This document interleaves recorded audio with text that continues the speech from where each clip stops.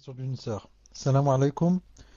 Je voudrais savoir si le fait de retirer mon hijab devant la grille de l'école et de ne pas prier à l'heure, Allah Ta'ala me châtierait le jour du jugement pour cela, sachant que ce n'est pas de ma faute, car j'avais moins de 16 ans et aujourd'hui j'ai 16 ans, et sachant que je ne suis plus obligé d'y retourner, je voudrais savoir si vous avez un conseil à me donner.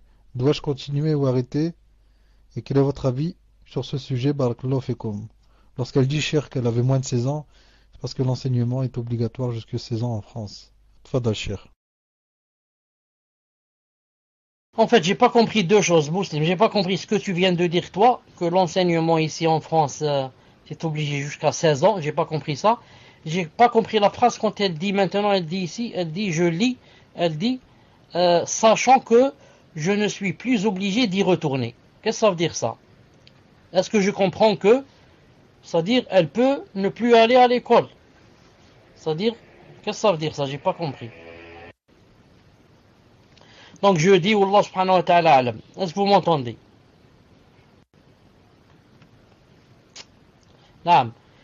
Si cette personne n'a pas de pression, c'est-à-dire, il n'y a pas les parents qui la forcent et qui l'emmènent de force à l'école et qui la frappent quand elle revient et qui disent, si tu vas pas à l'école, tu n'es pas notre fille, on te chasse de la maison, Enfin, dans ce cas, il vaudrait mieux qu'elle n'y parte plus. Car l'enseignement, c'est pas obligatoire, yani, à ce stade-là. L'essentiel, c'est de savoir écrire, de savoir lire une lettre, comme dit Cheikh Ibn Uthaymin. Maximum, j'écris une lettre à mon mari, je lui dis, voilà ce qui s'est passé, je lis ces lettres quand il m'écrit. Je suis pas obligé d'être, yani, je ne sais pas quoi, docteur ou là. Surtout que, yani, je désobéis à Allah. Si au moins je pouvais étudier tout en étant yani, dans la charia. J'étudie sans, par exemple, retirer mon hijab. J'étudie sans faire de haram. Ça ne fait rien. Allah subhanahu wa ta'ala n'a pas interdit le ilm, que ce soit aux femmes, que ce soit aux hommes. Donc je dis à cette personne, si maintenant il n'y a pas de pression, etc., il vaut mieux qu'elle arrête et elle étudie chez elle, soit par correspondance, soit elle s'implique carrément dans la science de la religion. Elle étudie la charia, etc. à la maison.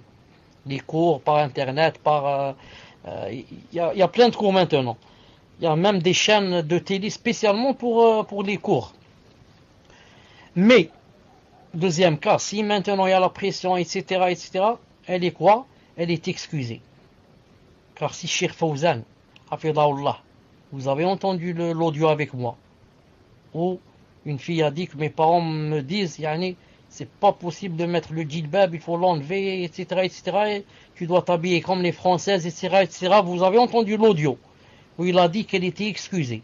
Il a dit que tu es excusé tant que tu es dans une situation pareille, jusqu'à ce que tu ne sois plus dans cette maison et que tu sois marié. Ou alors que Allah subhanahu wa ta'ala guide tes parents. Car l'islam n'impose pas à une personne une chose qu'elle ne peut pas, qui la dépasse. Ils lui ont dit, ou bien tu enlèves ta tenue islamique, ou bien tu sors de la maison. Et il l'a frappée. Donc qu'est-ce qu'elle fait? Elle sort de la maison, elle va vivre dans un jardin, elle va vivre sous un pont. C'est possible, ça c'est pas possible. Elle sera obligée de passer par les voyous, par le haram, par la zina, c'est clair. Surtout dans un pays européen. Donc c'est le moindre mal. Ça s'appelle en islam le moindre mal. Comme dit Cheikh Fawzan, il dit c'est le moindre mal. Jusqu'à ce qu'elle se marie.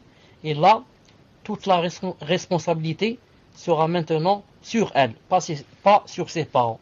Naam, tfaddal.